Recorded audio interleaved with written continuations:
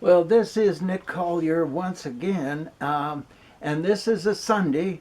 So on random Sundays or Saturdays, I I like to present a story from my past. And out of oh, by the way, this is Buster. He joined us last winter, came in here starving to death, and he's kind of been around ever since, keeping my other cat company. And anyhow, so uh, if you don't really like, if you don't want to listen to me yammering on about my past, then go ahead and just delete or turn this off and come back in on Tuesday. That's the normal day that I do my machine shop videos. And hey, hang in there. We're going to have some fun. So this story goes way back. I mean, back to the early 1800s, maybe mid 1800s. And I'm not sure of what year. My ancestors come from Ukraine, actually, very close to Chernobyl, of course, before the um, the meltdown that happened. And at that time, it was part of Russia, and there was a lot of push pull around Jewish people, and that whole side of my family is Jewish. So they decided to get on a boat, come over to America, and they came over and were landed in New York, and fairly quickly they decided that they would go out to Colorado for the Colorado land grab. I think it was 1856 or somewhere in that general area. And basically it was, they lined up a bunch of wagon trains or wagons, and they fired a pistol, and everybody just blasted for the piece of property that they had already kind of picked out, and raced to get to it. And my ancestors found this piece of property out of Fort Morgan, Colorado. And the agreement of owning the property was that you had to live on it for 7 years, and you had to improve it by $100 every year. And so they went out there, they got a whole section of land, 144 acres by 144 acres. And they couldn't do anything with that land. They couldn't grow anything. Nothing would grow. Nothing would, the animals wouldn't come across the land because the land was so weird. And, they just basically starved for the whole 7 years. And actually, much beyond that, probably a whole generation or two before the 1920s. Maybe 3 or 4 generations now that I'm thinking of it. So anyhow, a couple of generations later, they're still on the land. They're still hanging on to it just by a thread.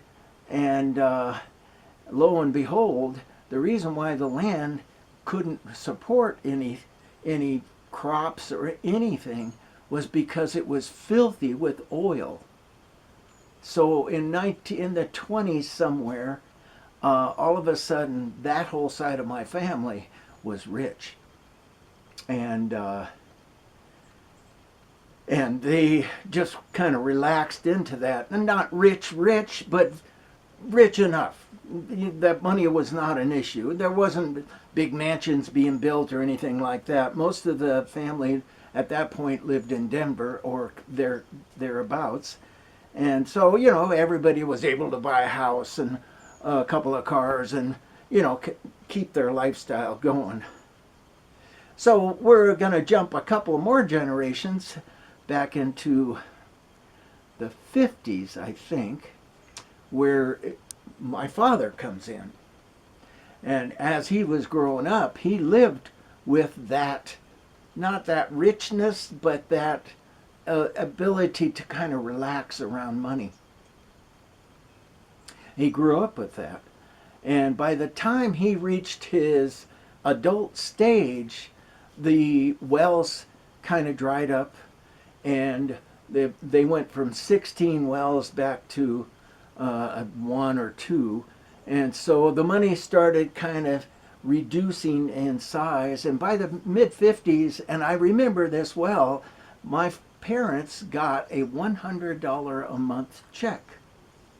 Now, in 1950s, $100 was a hell of a lot of money.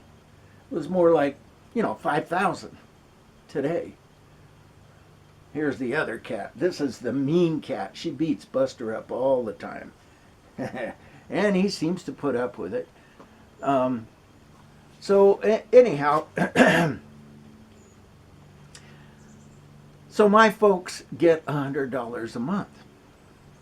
And that goes 50s, 60s. In fact, they got that $100 a month all the way up until their death. Now, by the time that $100 a month came back around, both my folks had died, and all of a sudden that $100 a month was split between 5 of us. And of course, the $20 a month. So I get a check, and I'm an oil baron, and I get a check for $56 every 3 months. And, whoa, man, we just can't help ourselves. We just party. So the reason why I'm telling this story is not because of the oil barrenness, and not because of the good luck that my family, that side of my family, had at that point in their life, but that my Uncle Mott in the 20s owned an automotive shop. And he was a kind of an inventive type. I'd like to think that I follow after him. And he ended up inventing the courable radiator.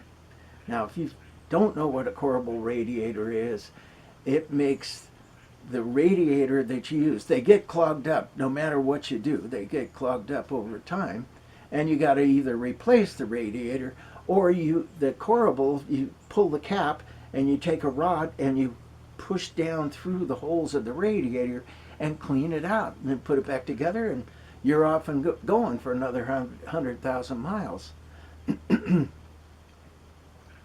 So he invented that, and at that time it was like, the computer, because that was the major issue with cars at that point. And so he pretty much on his own had enough money to do what he pretty well pleased. And I heard stories from my mom, actually from my mom, but it was through my dad, and through all of my mom's contacts with that side of the family, that Uncle Mott was for one, he was a vegetarian, strict, all his life. For another, he came through the Second World War, which was made him a very conservative, very tight-fisted person with his money. And for another, the invention of the radiator allowed him to work on other inventions. And I don't know for sure, but I know that he had another dozen patents that were functional for him. But by the time I met him, I was about 7 years old. And my folks called him up one day and said, "Hey, we want to take you up to the big trees in Yosemite." And so we drove down to Watsonville, which is where he was. He lived in this pretty nice old Victorian, right in the middle of some kind of an orchard. I can't remember what kind. But in those days, the whole San Jose Valley was orchards. There were no houses. And this house was right in the middle. So we went and picked him up, And we took him up to Yosemite, to the sequoias. And all I remember was he was a grumpy old man. You know, it's like, you know, I didn't really want anything to do with him.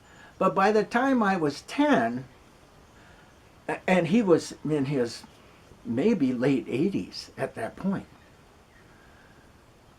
By the time I was 10, he died.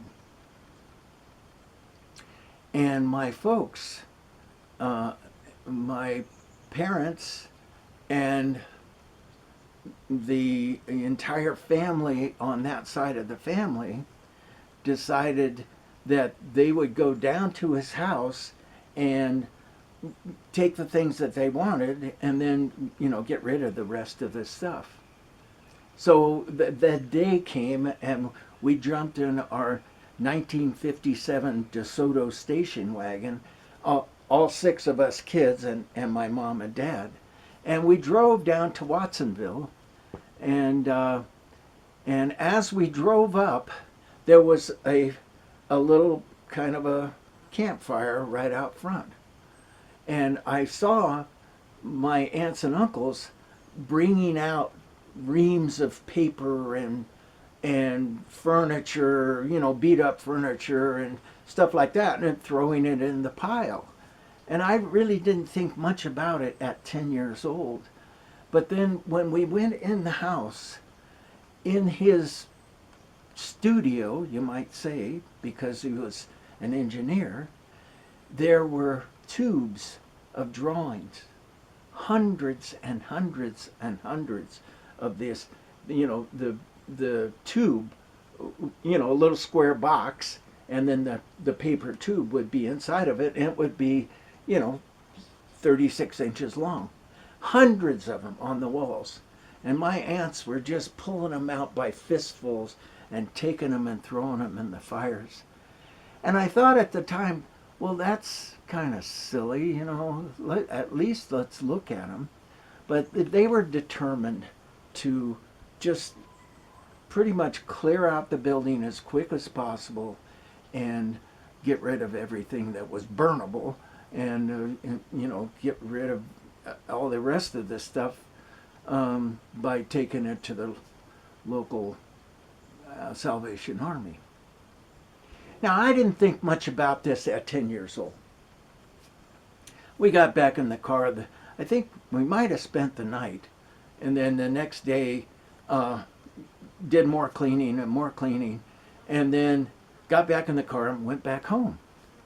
And it wasn't until my late teens, I might have been 18 or 19, that I caught wind of what all those tubes were. And those tubes were drawings that he did of inventions that he had created. These were the master drawings. And I thought ever since, what a ridiculously inappropriate thing to do, to destroy a man's life's work without even thinking about it. These women, they were just regular housewives. They had no understanding of what happened or what he was doing. They just thought he was weird. And so I sit here, not at the end of my life, but I can see it out there on the horizon, and I think, wow, all of the stuff I have in here will someday some aunts and uncles show up and just throw it into a burn pile. Of course, most of my stuff is steel, but throw it into a burn pile and get rid of it, or have a big garage sale. And, you know, will my whole life be deconstructed as easily as it was for my Uncle Mott. And I kind of come to terms with the possibility that might happen. This is Nick Collier checking out.